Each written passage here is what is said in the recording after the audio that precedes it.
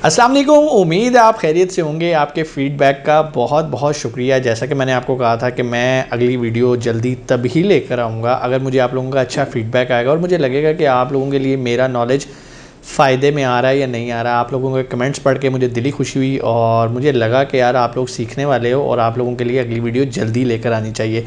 तो आज हमारा लेक्चर नंबर 3 है सोशल मीडिया मार्केटिंग का। उम्मीद है कि आपने पिछले 3 लेक्चर्स सुने होंगे और अगर नहीं सुने तो आप अभी जाके हमारे चैनल पे सोशल मीडिया मार्केटिंग के पिछले 2 लेक्चर्स सुन सकते हैं। आज हम उसी को कंटिन्यू करेंगे। लास्ट लेक्चर के अंदर हमने देखा था कि सोशल मीडिया मार्केटिंग के अंदर फंडामेंटल्स ऑफ मार्केटिंग होती क्या है, हमने उसको डिटेल में स्टडी किया था। और आज हम सीखेंगे विजुअल कम्युनिकेशन। जी हाँ, विजुअल कम्युनिकेशन बैकबोन है सोशल मीडिया मार्केटिंग की। शायद ये विजुअल कम्युनिकेशन आपको कोई भी ट्रेनर इस तरह से नहीं पढ़ाता होगा जिस तरह से मैं आपको एक्सप्लेन करने वाला हूँ। और मैं आपको क्यों कर रहा हूँ, मेरी तो भाई 4 साल की डिग्री ही डिज़ाइनिंग की है जिसके अंदर हमने विजुअल कम्युनिकेशन बड़ा फोकस होकर पढ़ा था। और मैं चाहता हूँ कि भाई आप भी इसको लाजमी फोकस होकर समझ लो, अपने जेहन में घोल लो। अगर आप विजुअली कम्युनिकेट करना जानते हो तो आपसे अच्छा कोई ऐड बना ही नहीं सकता। अब विजुअल कम्युनिकेशन होती क्या है, अगर मैं इसको 2 लफ्ज़ों में देखूं तो भाई कम्युनिकेशन और विजुअल। ठीक है, अभी हम स्क्रीन पे चलते हैं, जाके इसको डिटेल में भी देखते हैं। विजुअली आपने कुछ भी कम्युनिकेट करना है, मतलब मैं अगर चुप कर जाऊँ और मैं आपको कुछ इमेजेस दिखाने शुरू कर दूँ और आप मेरी बात समझ जाओ तो इसका मतलब है कि मैंने विजुअली कम्युनिकेट कर दिया अपना मैसेज, अपना पैगाम दूसरों तक पहुँचाना बगैर बोले। इसको विजुअली कम्युनिकेट कहते हैं कि आपने इमेजेस के थ्रू या कोई वीडियो के थ्रू मैसेज अपना कन्वे कर दिया है। और क्योंकि सोशल मीडिया मार्केटिंग अगर क्लाइंट हमारे सामने फ़ेस टू फेस तो होता नहीं, उसके पास मोबाइल होता है जिस पर स्क्रॉल कर रहा होता है और उसने स्पीड में स्क्रॉल करते करते आपकी प्रोडक्ट का इमेज देखना है। अगर उसे इमेज अच्छा लग गया वो रुकेगा, फिर ऐड टू कार्ट करेगा, फिर ख़रीदने के चांसेस बढ़ेंगे। तो इसलिए बेहतरीन ऐड बनाने के लिए विजुअल कम्युनिकेशन की बेसिक्स एटलीस्ट जानना बड़ा ज़रूरी है। वक्त ज़ाया नहीं करते और हम चलते हैं स्क्रीन पे और डिटेल में देखते हैं कि विजुअल कम्युनिकेशन होती क्या है। जी, तो हम आगे हैं स्क्रीन पे और आप देख सकते हैं जी, आज हमारा सोशल मीडिया मार्केटिंग का लेक्चर 3 है जिसमें हमने सीखना है विजुअल कम्युनिकेशन। चलते हैं जी, विजुअल कम्युनिकेशन होती क्या है। सबसे पहले तो समझते हैं, जिस तरह मैंने आपको बताया कि विजुअली कम्युनिकेट हमने करना है, लेकिन सोशल मीडिया की अगर मैं बात करूं और इस दुनिया के अंदर जो हम विजुअली कम्युनिकेट करते हैं वो 2 तरह से करते हैं। एक होता है भाई इमेजेस के थ्रू, ठीक है। एक होता है कि हम वीडियो या कोई एनिमेशन बना लेते हैं जिसमें चीज़ें मूव हो रही होती हैं, उसके थ्रू हम कम्युनिकेट करते हैं। आप लोगों ने फेसबुक के ऊपर बहुत सारे ऐड्स देखे होंगे जो कि सिर्फ इमेजेस पे होते हैं। आप इमेज देखते हो, आपको चीज़ समझ में आती है, आप ऐड टू कार्ट करते ख़रीद लेते हो। कुछ होती हैं वो वीडियोस की शक्ल में होती हैं, वो चीज़ को यूज़ करना, इस्तेमाल करना सिखा रहे होते हैं। तो ये डिपेंड करता है कि कहाँ पर आपने इमेज यूज़ करना है, कहाँ पर आपने वीडियो यूज़ करनी है। ये बड़ा इंपॉर्टेंट है। अगर आप कोई प्रोडक्ट बेच रहे हो जिसकी कोई यूटिलिटी है तो आप उसकी यूटिलिटी दिखाते हो वीडियोस के अंदर, और ये वीडियोस बहुत लंबी नहीं होती, 10 से 15 सेकंड की होती हैं मैक्सिमम। उसके बाद इमेजेस की बात करूँ, इमेजेस वहाँ पर होते हैं जहाँ पर आपने अपने कोई कॉलेज का, कोई इंस्टीट्यूट का ऐड चलाना होता है, कोई ट्रेनिंग अगर आप सिखाने लगे हो, for example social media marketing का आप कोई कोर्स लॉन्च करते हो, तो वो एक इमेज के थ्रू ज़्यादा बेहतर होता है। वीडियो के थ्रू तब होता है अगर ट्रेनर आके एक टेस्टिमोनियल बता दे, क्विक ओवरव्यू दे दे, तो उसको हम वीडियो की फॉर्म में भी कह सकते हैं। और वैसे भी आजकल आपको पता है शॉर्ट्स का, रील्स का ज़माना है और ये चीज़ें बहुत इन होती जा रही हैं। ज़्यादा अच्छा रिस्पॉन्स हमेशा वीडियोज़ का आता है, ठीक है जी। अब सबसे पहले फंडामेंटल्स देख देते हैं विजुअल कम्युनिकेशन के। सबसे पहले तो रिसर्च, भाई आपको पता होना चाहिए कि जो भी आप काम करने लगे हो, जो भी डिज़ाइन बनाने लगे हो, मेरा जो क्लाइंट है उसके कलर थीम्स के हैं। फॉर एग्जांपल आप जैज़ के लिए काम कर रहे हो, मॉडलिंग के लिए काम कर रहे हो, तो जैज़ में आप देखोगे कि उनकी जो कलर स्कीम होती है वो रेड, येलो एंड ब्लैक होती है। अगर आप पीएसओ के लिए काम कर रहे हो तो उसमें आपको ग्रीन, ब्लू, येलो मिलेगा। तो आपने पहले रिसर्च करनी है कि मेरा क्लाइंट क्या चाहता है, उसकी क्या प्रेजेंस है, प्लस अब मैं जिसको टारगेट करने लगा हूँ वो लोग किस तरह के कलर्स पसंद करते हैं। और यूजुअली होता ये है कि जो ब्रांड के कलर होते हैं वही ऑडियंस को देख के ही रखे जाते हैं। मिसाल के तौर पे अगर कोई कॉस्मेटिक्स का ब्रांड है या डायपर्स ले लो, उसमें एक बड़ा सॉफ्ट सा ग्रीन कलर यूज़ किया जाता है, पैम्पर वाले यूज़ करते हैं। क्यों करते हैं? क्योंकि वो बेबीज़ के लिए एक प्रोडक्ट है और बेबीज़ के लिए वो एक सॉफ्ट कलर है और मदर्स ने उसको ख़रीदना होता है, तो एक बड़ा एक सॉफ्ट जेस्चर जा रहा था। उसको कलर्स बड़ा अच्छा, एक बड़ा इम्पैक्ट करते हैं किसी भी डिज़ाइन के अंदर, तो पहले तो आपने रिसर्च करनी है कि यार मेरे क्लाइंट के बेसिक कलर्स क्या हैं। मैं आपको इसलिए बता रहा हूँ कि आपने जो भी एनिमेशन बनानी है, जो भी इमेज बनाना है, उसमें इन चीज़ों का आपने ख्याल रखना है। तो रिसर्च बड़ी ज़रूरी है अपने क्लाइंट से रिलेटेड भी, और अपने जो आपका क्लाइंट का आगे कंज्यूमर है उसके लिए भी।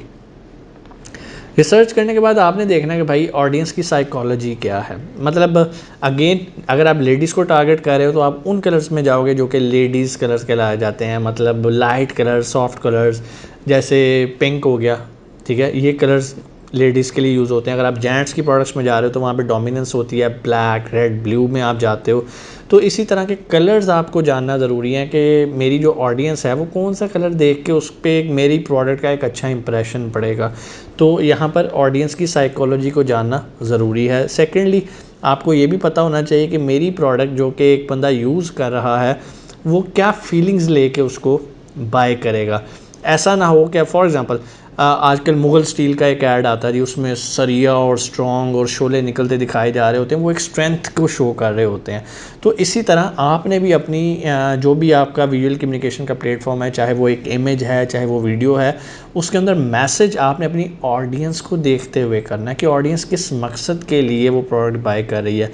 फॉर एग्ज़ाम्पल अगर कोई शख्स सरिया ख़रीद रहा है अपने घर के लिए तो मजबूती चाहता है, उसको उस तरह से आपने कम्युनिकेट करना कि इट्स वेरी स्ट्रॉन्ग, ठीक है। पिछले दिनों अभी पेप्सी का एक ऐड आ रहा था कि जी पहले से ज़्यादा स्ट्रॉन्ग हो गई है।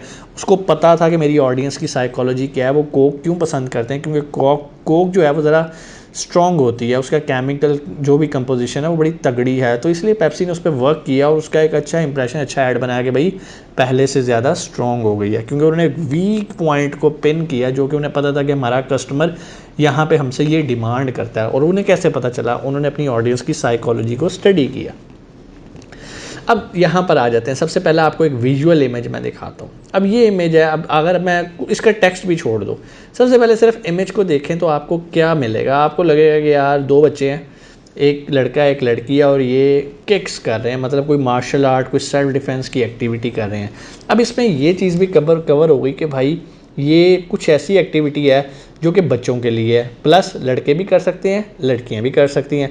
अब ये इमेज देखने के बाद डिटेल्स के लिए बंदे की नज़र जाएगी नीचे। अच्छा ये हो रहा है ताइक्वांडो, ताइक्वांडो क्या होता है, नीचे उसका आंसर लिखा है कोरियन मार्शल आर्ट्स। फिर for kids, boys and girls and adults, ठीक है, वो अडल्ट्स और किड्स ये अब आपने ऐड ऑन कर दिया। बॉयज़ एंड गर्ल्स के लिए तो ये है, लेकिन अडल्ट्स भी कर सकते हैं और किड्स भी कर सकते हैं। ये आपने अल्फाज के साथ, पहला इंप्रेशन आप इमेज पे गए हो, इमेज से आप अपनी ऑडियंस को लेकर आए हो नीचे टेक्स्ट के ऊपर, और आपने उसको अपना पूरा मैसेज कन्वे कर दिया कि भाई ये इमेज बनाने का मकसद ये था आप लोगों को बताना कि मार्शल आर्ट की क्लासेस हो रही हैं for kids, boys and girls and adults. ठीक हो गया, आगे चलते हैं। ये एक और एग्जांपल है, ठीक है, ये है जी graphic designing training for deaf. मतलब ऐसे लोग जो डेफ हैं, जो जिनकी कुव्वत समात और बोलने की भी नहीं है, उन लोगों के लिए हम लोगों ने ना ये एक कोर्स बनाया था, और इसमें हमारे जो ट्रेनर हैं वो भी डेफ ही हैं और सुनने में उन्हें कोई हेयरिंग नहीं है। तो वो बड़े अच्छे डिज़ाइनर हैं, हमारी बहुत ज़्यादा पोस्ट ज़्यादा वही डिज़ाइन करते हैं। तो उन्होंने कहा कि मेरे जैसे और लोगों को भी हम फ़ायदा पहुंचाते हैं और उनको भी डिज़ाइनिंग सिखाते हैं। अब जैसे ही वर्ड डिज़ाइनिंग आता है तो आपको पता है डिज़ाइनिंग के अंदर कलर्स मैटर करते हैं। उन्होंने यहाँ पे एक पैलेट नुमा एक जो है वो डिज़ाइन का दे दिया। उसके बाद उन्होंने एक पेन दे दिया जो कि एक बड़ा अच्छा टूल होता है एडोब फोटोशॉप में, अगर आपने यूज़ किया हो तो हम इसको पेन टूल कहते हैं।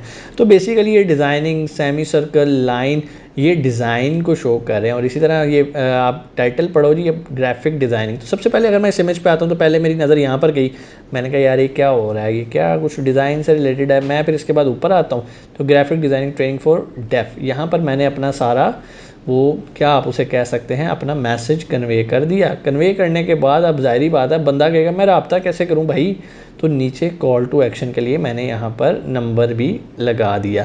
इसके अलावा जो हमारी पोस्ट होती है फेसबुक पे या जहाँ भी हम इंस्टाग्राम पे कर रहे हैं तो उसके साथ हमारे पास टेक्स्ट लिखने की ऑप्शन होती है जहाँ पर हम मज़ीद तफसीलात भी लिखते हैं। सारी तफसीलात उठा के हम कभी भी इस इमेज में नहीं लगाते क्योंकि हमें नेगेटिव स्पेस चाहिए होती है। नेगेटिव स्पेस क्या होती है इंशाल्लाह हम अगले लेक्चर में इसको देखेंगे डिटेल में।